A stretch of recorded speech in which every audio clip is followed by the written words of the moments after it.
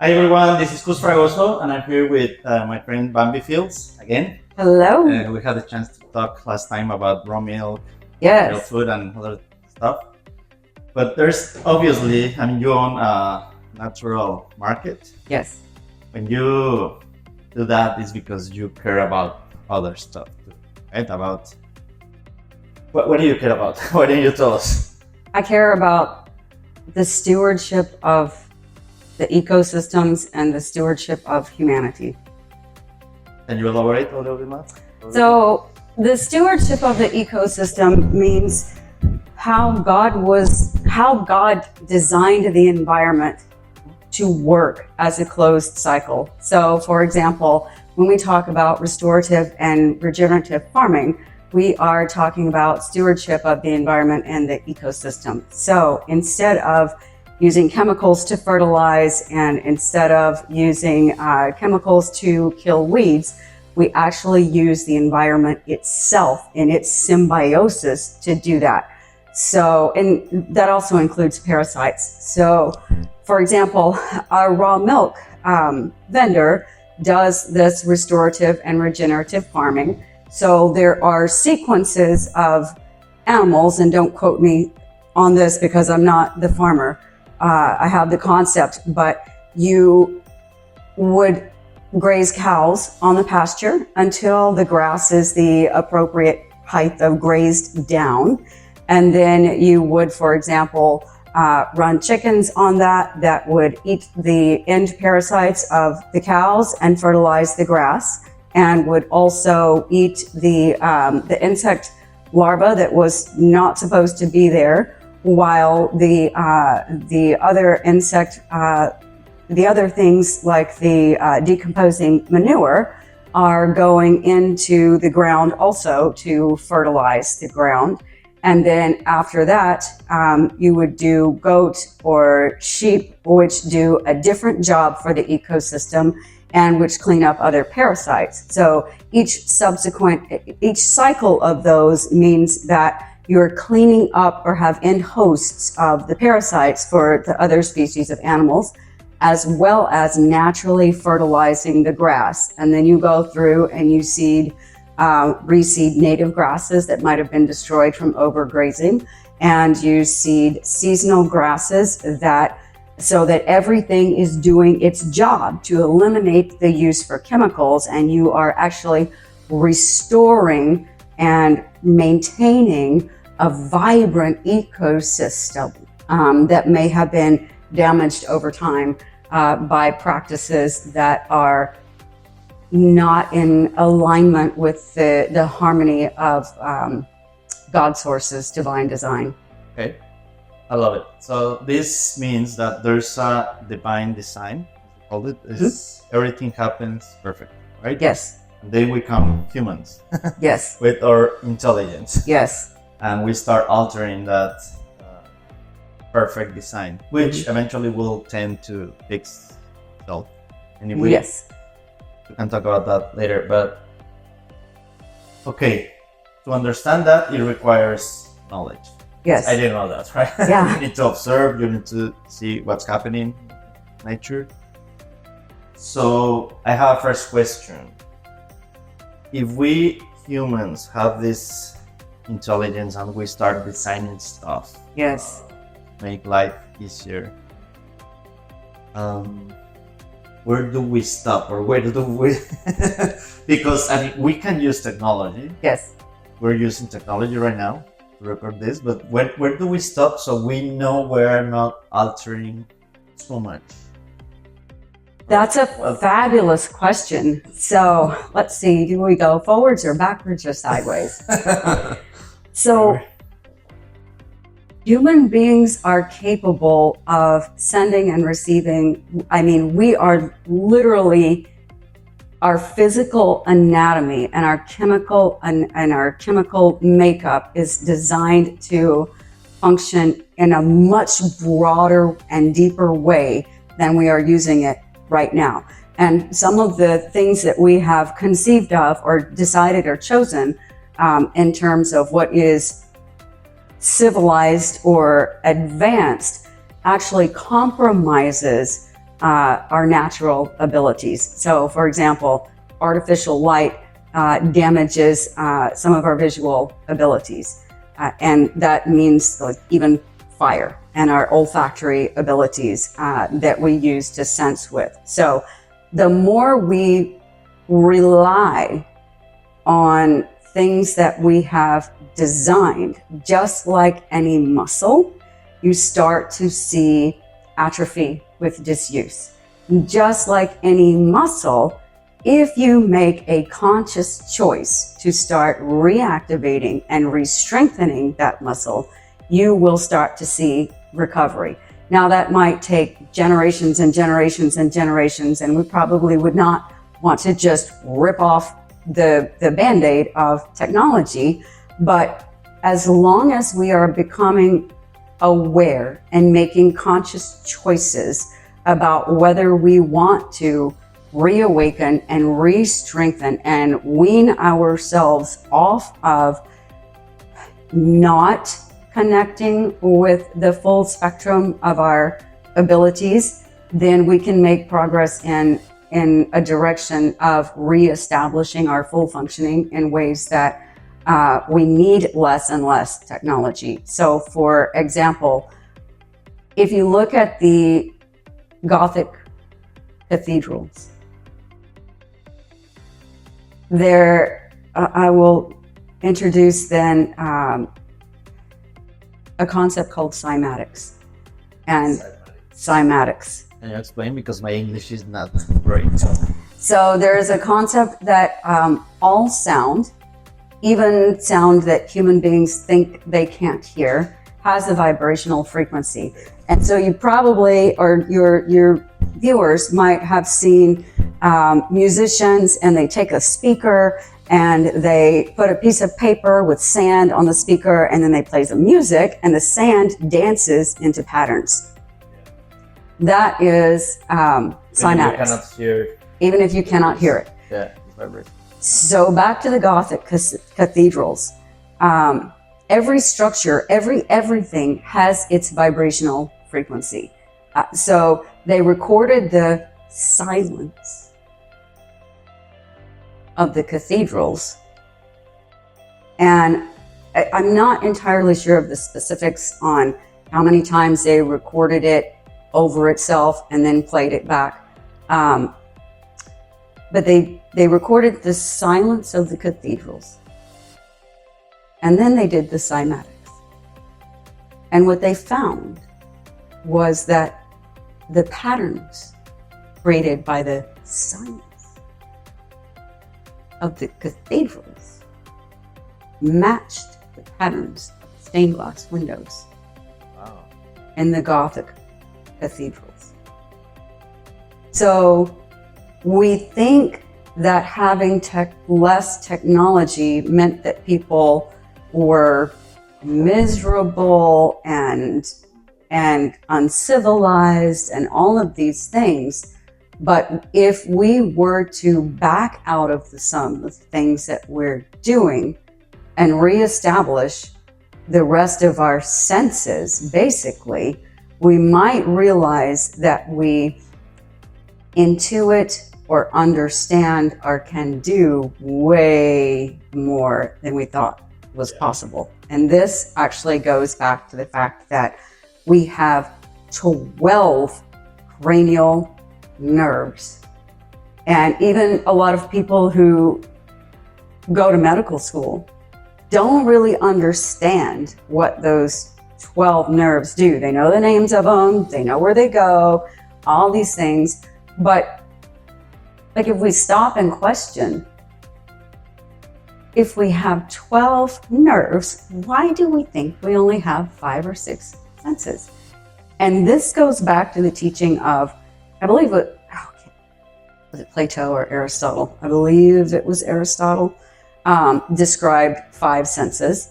And then back in the day, actually, I believe it was the French government decided to make it illegal on pain of death, to mention any senses that were not described in this particular philosophical work.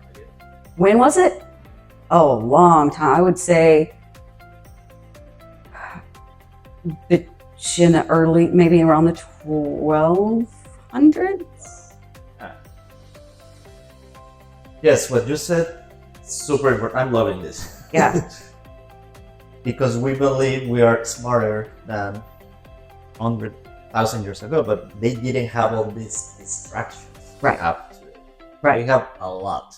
Oh, yeah. In my opinion, one of the main issues today is we have so much distraction everywhere. Mm-hmm. That's one concern. And actually, let me tell you something. I'm going to publish a book. And yes. I'm not going to talk about all the book, but one of the concepts I thought there is that we are more than a brain. We are connected to the environment. I mean, we just perceive that we're individuals because the way our brain works, it needs to perceive that it's an individual in order to survive. And that's good, right? Kind of, maybe. However, I don't necessarily disagree, but I might have things to add. So go ahead. You want to add first? So I will add, in terms of our senses, our nerves are both afferent and efferent. That means they both send and receive information. And most of our senses, I think, are more for sending information than for receiving them. So in terms of individuation, yes, in a sense, at the same time, we're meant to also for the community to function as an organism, which is much less of a kind of individuation. So that means we are connected. Yes. Right? Yes. Yes. Okay, then we are, I don't know. Yes, I'm just trying to simplify things. Yes. If you want to know more, then you will have to read the book. But the main thing here that is very interesting with what you're saying is that the brain is designed to survive. And one of the main functions, it is designed for a lot more, but one of the main functions is to survive. Mm-hmm. And the problem I see these days is that we are giving too much power to the brain. We are making it the master. Mm-hmm. And if you make the master do something that only wants to survive, guess what's going to happen? It will survive whatever. Yes. Even hurting others or killing others, and that's what I'm seeing in this world. There's these big brains yes. that are really powerful, and they have money and they are controlling other brains. What's the solution? We need to be, you said it, we need to be aware yes. of who we really are. Yes. If you become aware that you are more than a brain, and then you start observing yourself and your environment from a wider perspective, because we are not, we are the same. We are just experiencing the same reality from different perspectives, but we are the universe. Right? Yes.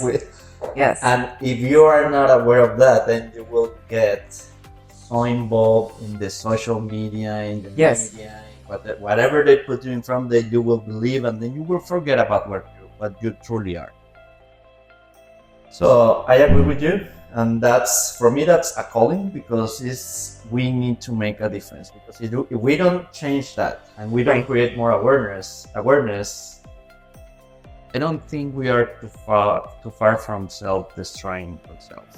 Oh, absolutely. And I don't think people realize that. They prefer to believe everything's fine based on what happened in the past. Everything's no. It's no. It's very, very different. Critical point in humanity. Yes. Most people probably listening to this, they will believe we are exaggerating things or kind of delusional. Probably. Yeah. Yeah, it depends. Yes, it definitely depends on the people. There are a lot of people who are awakening to this and kind of cleaning up their lives with their diet, with their fasting and detoxing, with their recommitting to a spiritual practice. There are a lot of religious or spiritual writings that give a lot of really good instruction. And even within that, we are seeing a lot of people who are becoming disillusioned with the adulteration or commercialization of spiritual and religious traditions, and going back to actually, like, what was the truth? What was the health in this? And shifting from the brain to the connection and the spiritual maybe side of things, and saying, we're done with surviving. We are ready to reawakening to thriving. Because that's what we are. Yeah. Because the brain disconnects us from that. And now that you were saying food, I observe myself. I'm overweight. And I observe my impulses, like I want to eat sugar, I want to overeat. And I'm aware of that. But I cannot control it sometimes, So that's the brain. Yeah. And it takes requires practice. Practice, yeah. Well, practice, yes, being aware. And sometimes it's easier just to... Oh, yeah. Yes, definitely. So, what would you say about that? I mean, is it okay to, time to time? How did you do? What do you do with let's say that part of, I'm talking about food, because that's one of our main temptations, a seduction, strong desires and drives. Yes. Drives. Yes. There are several ways to approach that. One way to approach that is, as you found, to let go of the media, because the more times you hear something, the more times something is presented to you, the more ingrained it becomes in you. And if you'll watch the advertising in the media, people are going to the restaurant for dinner. People are treating themselves with a dessert because they've been good all day. We're being bombarded with food all the time. And that is going to trigger things. Can we make a pause? Because you said something very important. I deserve something. Yeah. That even real, or is that something that someone made us believe? This probably it probably became really pertinent with the Pavlov and the Pavlovian conditioning. When we started treating people and started training people with Pavlovian conditioning, instead of honoring people and treating them with dignity and relationship. So the whole marketing and advertising machine was like, oh, we can influence people by presenting these things over and over. And then that kind of integrates into their thought. And then that kind of drives them subconsciously. And they're not aware of that programming that's running subconsciously. So that's one level of it. This is the brain being programmed the wrong way. Yeah. And this is still lack of awareness. Yes. Right? Yes. So this is not really popular for some. No, it's not. Oh, great topics. No. Yeah, we're talking about some tough things here. Beyond tough, but it's not tough. It's only tough because we decided to ignore truth. We decided to go to the easier way. Yes. To the easiest pleasure of let's watch TV, whatever we have. Yeah. So we let go of singing and in community, perhaps in a spiritual community singing and dancing and all these other things. And we went to kind of food programming. Beyond that, the unfortunate and low vibrational kind of theme in this is that in order to sell more, food manufacturing companies have found that there are flavor enhancers and things that can be put into food that actually make it addictive. That's a thing. However, the light is that if we actually go back and study addiction, there's a book, I forgot the author's name, it's called Chasing the Scream. It's about the history of the persecution of addicts, both the United States and worldwide. But the beautiful story in that is Rat Park. And so the scientist went into the laboratory where addiction was being studied, and he saw the addicted rats, and he was like, I would be addicted too if I were living like this. This is insane. They're isolated, they're in stainless steel cages, they're separated, all they have is food, water, and drugs. Well, duh.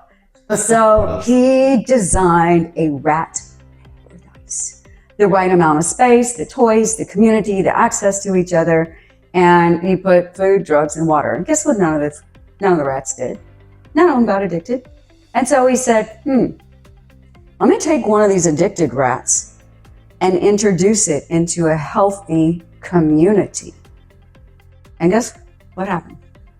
I bet you can guess. That rat gave up drugs. Yes. I mean, guilt, for sure. Yeah. And they saw this repeated. Because we tend to the harmony of the universe. Yes. To the perfection. Yes. They found this with returning Vietnam veterans also. So, so many soldiers in Vietnam were taking opium. And what they found was that, because it was a horrible place to be, what they found that the soldiers who returned to healthy community and family just gave up drugs. The ones who did not return to anything were the ones who continued or became addicts. Okay, so on principle, what I'm hearing is the way our communities or cities or countries are designed are not the perfect environment for us to prosper. Correct. Free. Correct. Right? However, there are some people that inside that, they find a way to create their own healthy environment. Yes. Right? And that's our free will. Yes. And again, awareness of yes. This is something I can do.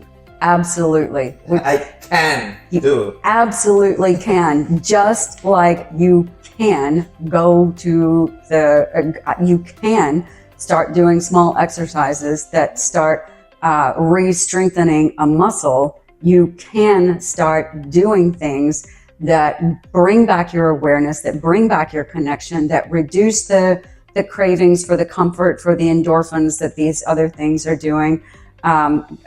Because it's absolutely possible to say, okay, well, I don't have to start making excuses. I don't have to eat that this time. I can wait one more hour, because there's a whole world of cleansing and fasting that reduces cravings, and practice reduces cravings. And there's so many things that work together to give synergy in healing. And the better you feel, the better decisions you make. You just have to start somewhere.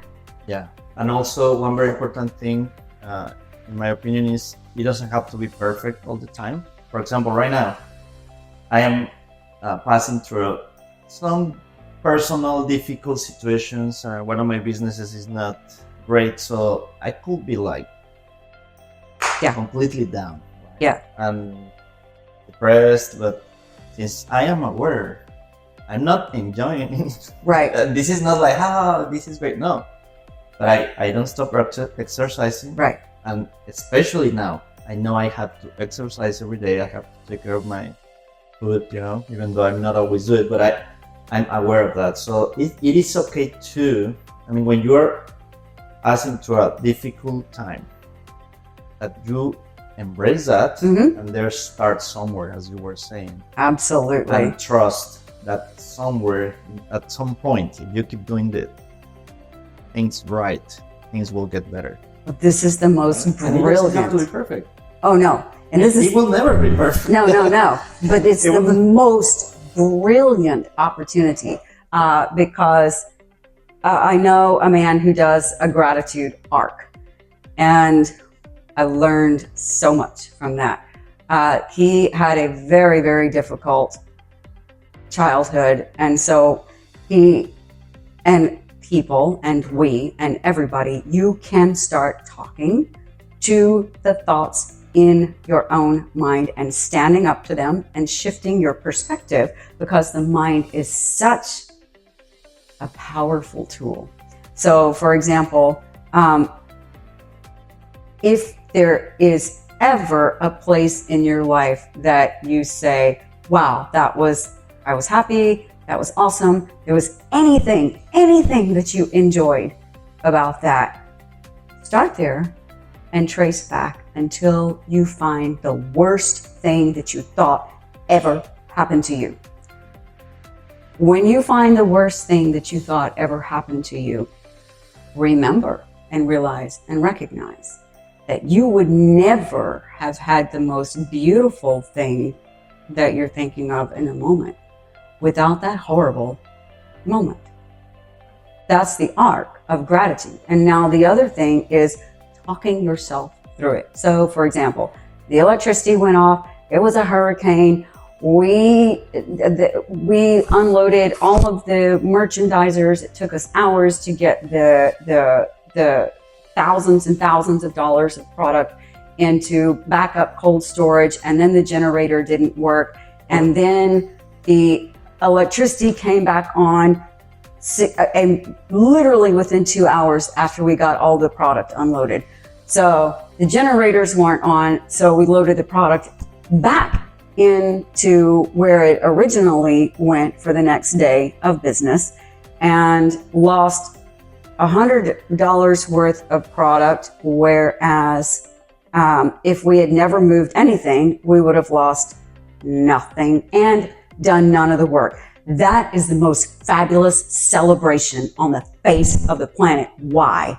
Why? Why? That sucked. No, it did not. Not if you change your perspective. Because if you see it as that was the freest lesson on disaster planning that we could have been presented, and it only cost us $100 and some loss of sleep, and we learned on first.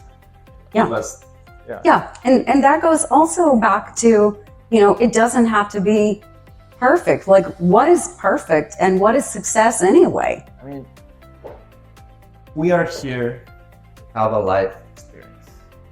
That's what I talk about a lot in the book, is we are here to have a life experience. And it won't be perfect every time.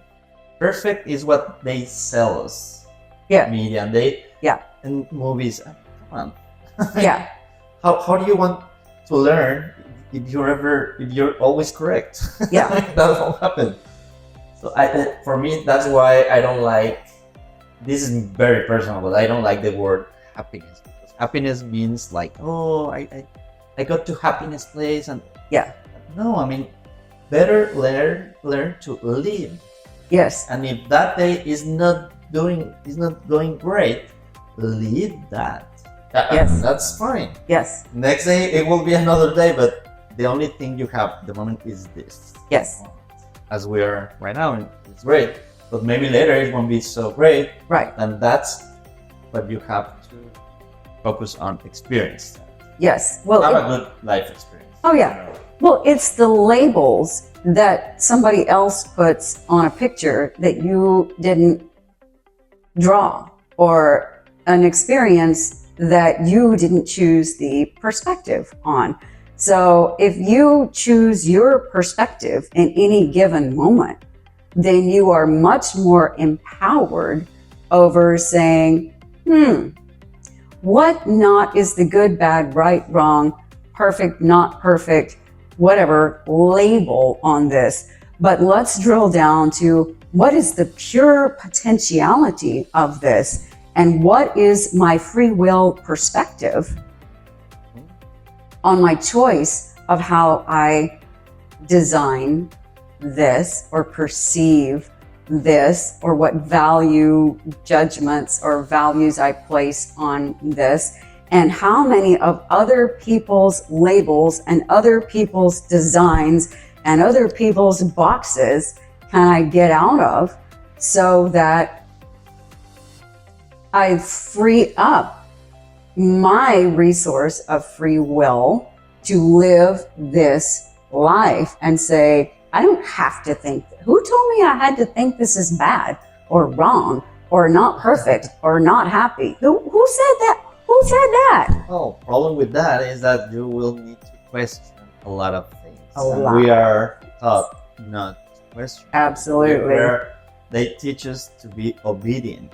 Mm-hmm. It's not that you're going to be a criminal or something, but you need to question.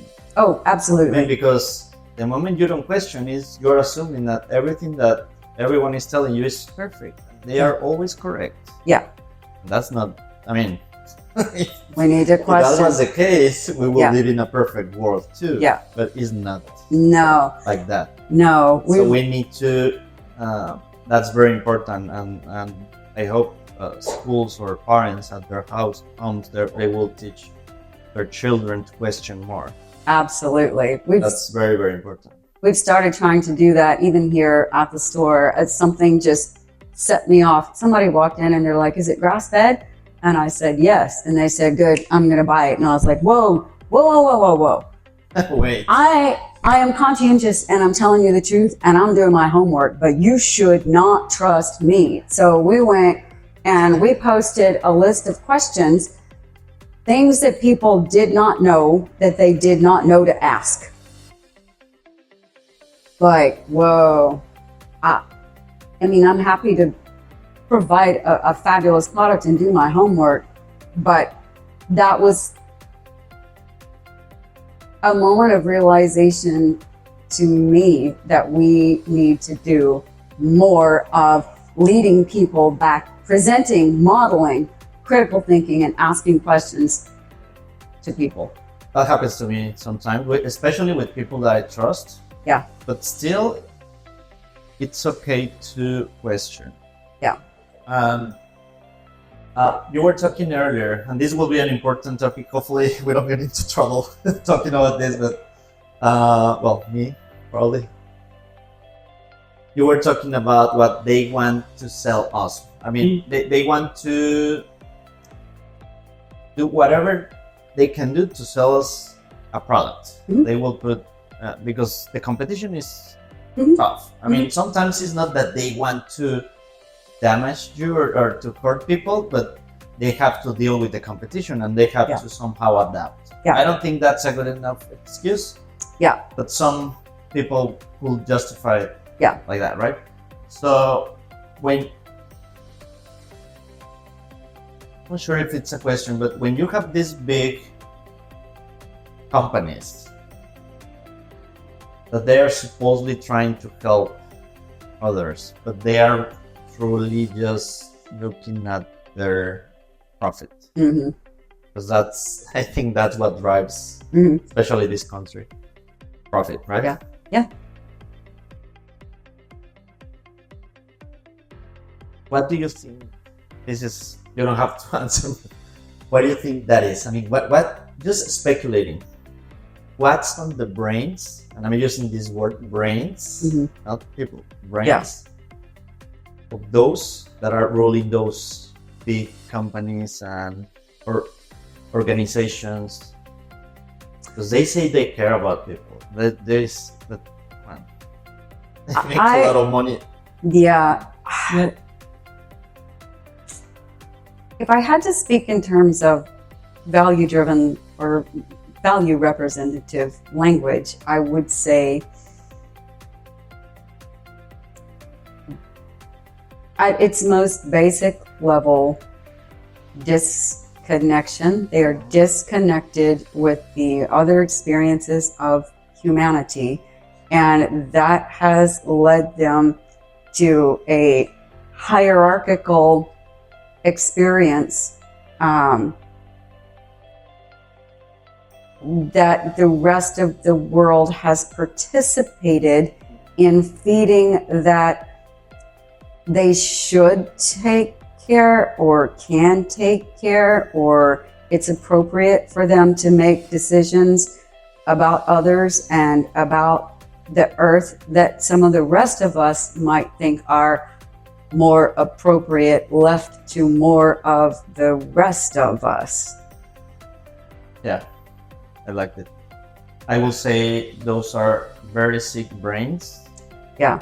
Which they are completely disconnected from the source. Mm-hmm. They lost complete awareness who they are. Yeah. They don't realize they are doing that to others. They are doing it to themselves. Yeah. They are not functioning on a robust spectrum of humanity, let's say, because again, the things that we have done in civilization over time make a difference. And so, for example, when you have in British schools or in military, people getting hit in the head, this creates micro traumas, and then being told not to look at people in the eye. So when you have the micro traumas and you stop having eye contact, then you start being willing to treat humans in an inhumane way. When you still have the rest of these senses and the rest of these, not processes, but gestures, I would say, intact, because you're able to access the nerves and the muscles and the rest of this to make this human contact, you are much more likely to treat other people with dignity and respect, because you still have access to those parts of your functioning. So, which is really kind of sad, because then this gets passed down. We learn, have you ever recognized a family member from the way they walk? Yeah. So, yes. Probably. So we have learned body language from, so we're creating epigenetics. So when you have somebody who is learning to go through the world like this, because whomever their family members that they were cueing off of had something, I don't know, like the Inquisition, or like the persecution at the what was it, the Protestant, when the Protestants started separating from the Catholic Church, I forget the word for that right now, and people were getting killed over that, like this kind of insanity. And you learn to shut your mouth, and you learn to not question, and you learn to survive. You have all of this passed down epigenetically and in a morphic field, which morphic field is like a, Rupert Sheldrake uses that word for the thoughts or the mind that's outside the brain, that's shared amongst like everybody. Yeah, also there's the morphogenetics. And so then now we have people learning from people who are doing like this, and especially with the distractions and technology. And what we need to be doing is reclaiming the rest of our posture and body language, detoxing to eliminate the inflammation that's sucking up our tissues. So even if we're not spending a lot of time on technology, we don't have the space in our body to stand up and look people in the eye. So if you're gonna use technology, if you are have evolved to the point that you can develop technology, you need to be responsible for that. Absolutely. You need to take the time to say, okay, I'm using technology. I need to take also some time to disconnect from that. Absolutely. Go outside, listen to the rain, Yes. feel the rain, Yes. walk Yes. barefoot. Yeah. Probably turn off the technology. Just be quiet. Yeah. And I would say even to go back and consider which of my abilities or senses am I letting go of by using this technology? What could I learn to do even if I'm suffering a bit through learning to do it by not using this technology? So, I mean, people. So, for example, I was sitting with a lady at dinner, and her husband was supposed to join us. And she said, I think my husband's lost. So she did call him on the phone, and he was headed like not where we were. So that's a tiny taste of how connected we are. And she had the telephone to call him, which is, you know, what happened in that situation. However, what's to say that back when they were building the Gothic cathedrals, that she would have just been able to say, oh, I think he's lost. I'll just, hey, dude, turn around. You're going the wrong way. And he'd be like, whoa, I think I'm going the wrong way. I think my wife wants me to go back the other way and figure this out. We complete that. That's one of the things that I talk about in the book. Mm-hmm. We are all, call it the source. Mm-hmm. Because I didn't want to get in trouble with right, exactly. Or, you know, exactly. You can call it whatever you want. But it's not only that we are connected to the source. We are. Absolutely. And of course we are connected. And of course and I explain how to reconnect in a really simple way. But I completely agree with you. And the thing, something that I talk about is not only like that, it's through time. Because the source is beyond time. Absolutely. So what if being here right now is connected to the future, mm-hmm. to the past, to mm-hmm. everything, yes. Absolutely everything, even the bad stuff. Oh, so fabulous! It's already perfect. It's already perfect. It's only not perfect in our perception, right? And because we don't have the ability to look at the full picture, and we won't be able to because our brain, as powerful as it is really limited. There is somebody who has looked at this a little bit. Yeah. I can't remember if it was Joe Dispenza or the other guy's name.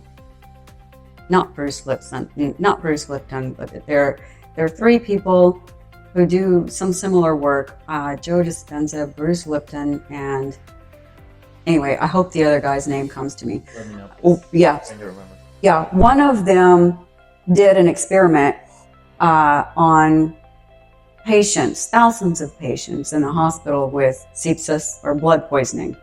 It's not pleasant, and it's quite dangerous to life as we consider life to be, which we probably don't even know what really is. But aside from that, so they had this group of patients prayed for, and then they looked at their records, and as most of us would predict, the patients who were prayed for had statistically significantly better outcomes in terms of reclaiming their health and functionality.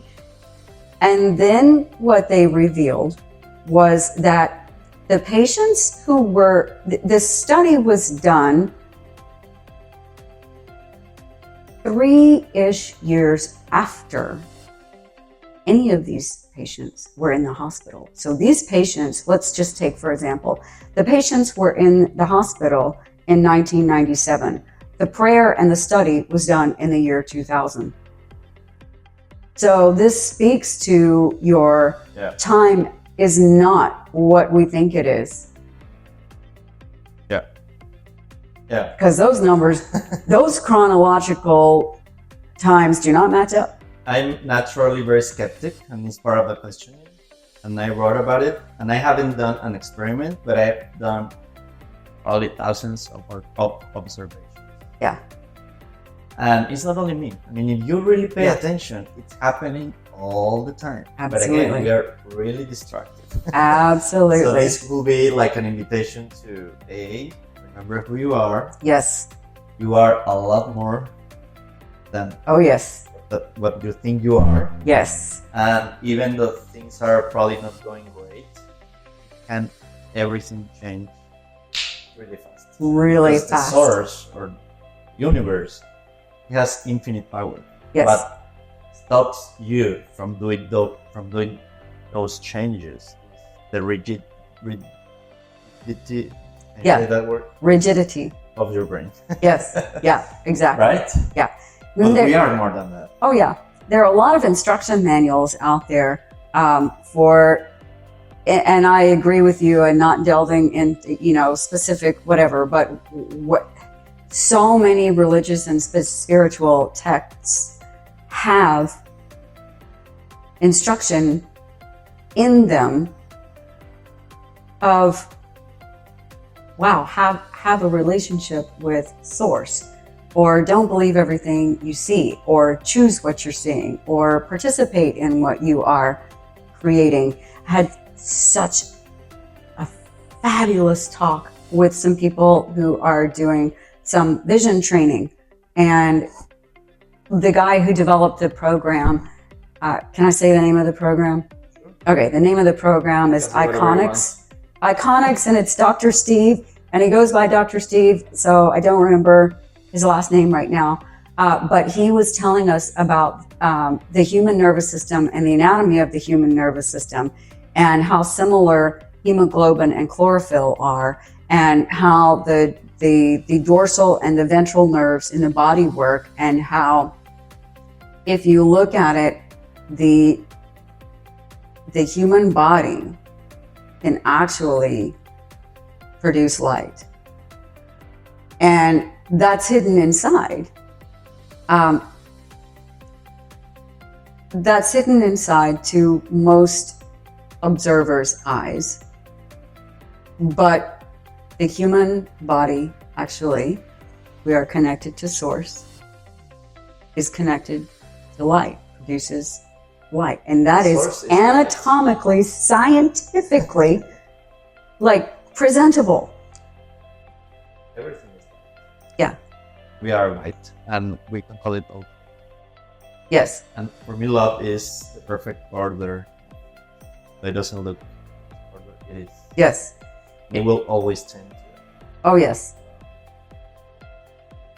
So, probably one last topic, because I think we will need to do like a monthly I think so. talk or something. We need to stop so much. Let's put else immediately. Oh, for sure. Yeah. This raises the question of, there a big power or people controlling everything, or is it not? And I remember there's this movie, Leave the World Behind. I don't know if you saw that. I didn't see it. Well, at some point in the movie, I don't know if it's true, but it says that we all believe that there's these big powers that control everything. And it said, and these people said, the reality is that there's no one. Mm-mm. So, Mm-mm. But in my opinion, I think they were trying to sell you that. Yes, they're trying to sell you that. For who were the producers. Yeah, I mean, there's a lot of design that goes into it, and I mean, the image that is occurring to me as you're talking about this is the Wizard of Oz.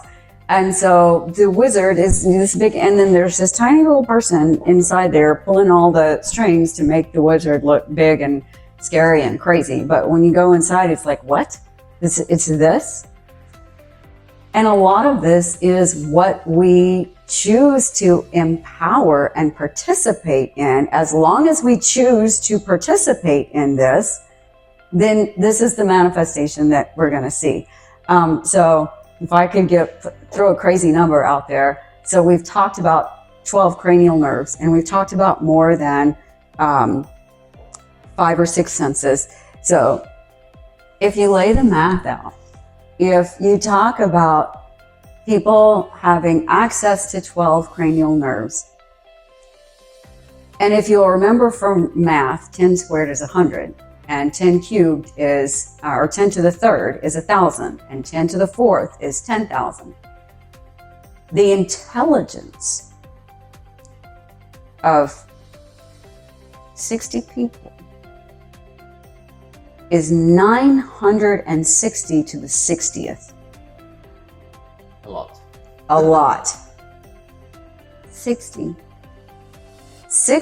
people with commitment and intention.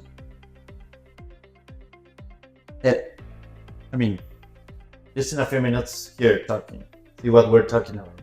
And if you're aware of this and then you gather a few more people, and then if you add power, if you add money, and then if you bring it sick, and then if you add generations, over generations, over generations, and they are born with the belief that they are the owners. Right. You know? Yeah. I don't see it that difficult to see those people really believing. Yeah. They believe. They really believe what they believe. Completely disconnecting from. I can understand that there's different levels of probably capabilities, but that doesn't mean you do not consider those. I mean, that doesn't mean that you do not have this awareness that even those less fortunate, let's say like that, are part of you, or are part of even bad people. It's not like you are going to, let me go help bad people, or go to, or the murderer, or no, but you need to recognize that that's also part of humanity. I mean, you will establish boundaries, of course, and you will have rules, and you need to keep those contained, but that doesn't mean that you don't have this awareness. Let's circle, I love this. Let's circle all the way back to the symbiosis with the ecosystem. We're the same. All of us are the same. Anybody who is not participating in a well-stewarded ecosystem is operating on the same principles and values of the people who are disconnected from the rest of humanity. Because anytime we say, oh, wow, I just want to grow more corn, so I'm just going to poison all the insects, that's the exact same thing. You need to consider everyone, even if you put boundaries, even if you have them in a jail or something. Because the moment you lose track, or you lose that awareness that everything is connected, then you start allowing yourself to go farther, and then a little bit more, and then look what's happening. Oh yeah. Well, I mean, I want to emphasize that I'm saying about the people at the top are very buffered. They have handlers, they have generations, they have ideas, they have disconnection. So that's kind of operating on a macro level. We, as the whole entire rest of society, reflect that and practice and participate in that every time we put ortho on our yard.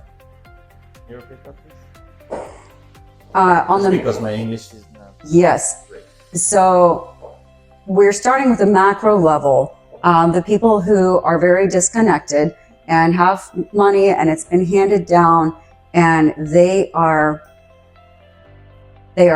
handled, they are taken care of by special people. Life is easy. They're never allowed to venture outside of the boundaries of that protection.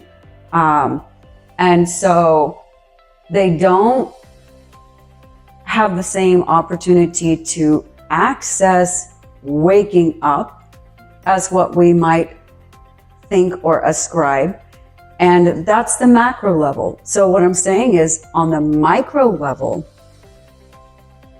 any of the rest of us who puts poison on the ant bed because we want a nice lawn is doing the exact same thing as the people at the top. Explain that last part. Every ones that are not there. Yeah.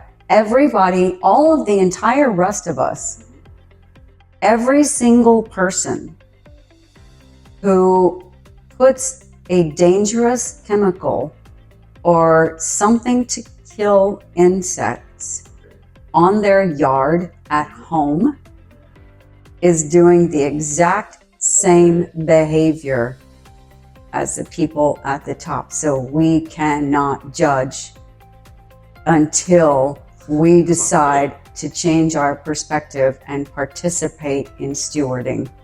Okay, that's a It's a tough one. Yeah.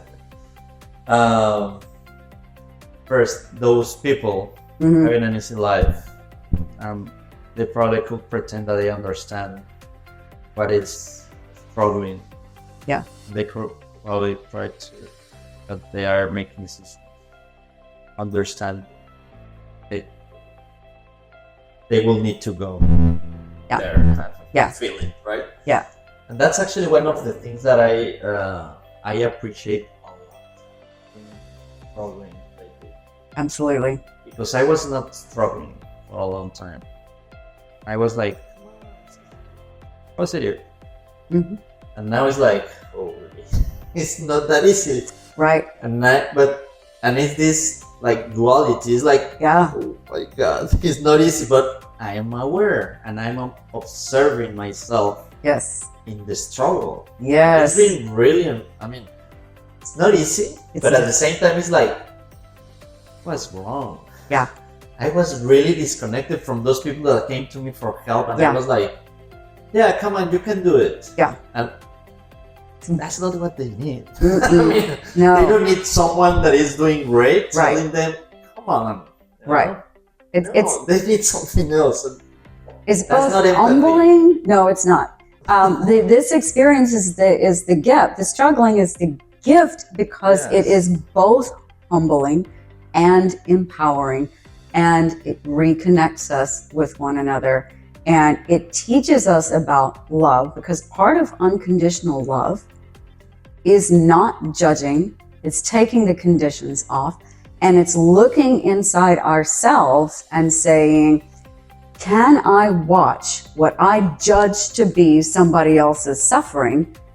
Can I remove my judgment, or can I deal with the pain inside myself that I experience watching what I label somebody else's suffering to be? Or can I just be there with that person while they work through what it's their time to work through? That's what you're saying is really understanding the different perspectives, both or multiple sides. I think it's very important to struggle, very important, and that's what one of the things that we talk about in the school where my child goes. It's a really good school. Yeah, Acton Leadership Academy. I made a few interviews to them, and they tell you they have to struggle. You cannot take the struggle from them. Exactly. But what are we doing, right? So, it's important. Yeah, the struggling is the empowerment, is the learning one's own capacity and capability, and building confidence in one's self that, oh, yeah, I can. Build self-esteem. Not someone. You're not making it easy for that anything. It's like cutting the cocoon off the butterfly, and then the butterfly is dead. I love it. Okay, I think we're almost ready to finish for this time, because we have a lot to talk about. And next time I would like to talk about what you said. We put chemicals on the backyard. Yeah. That's that's not an easy topic. That's out. I know. But I have to confess that I feel certain resistance when I hear that, and I have to admit that, and I'm observing I am observing myself in that process. But I'm open to hear your perspective because there's always different ways. Yes. And I would like to know. Fabulous. So, anything else? No, I don't think so. I really enjoyed it. It was not planned as this, but I think it flowed great. I think so too. Yeah, Awesome. okay. All right. It's a pleasure. See you Thank soon. you. Bye, y'all.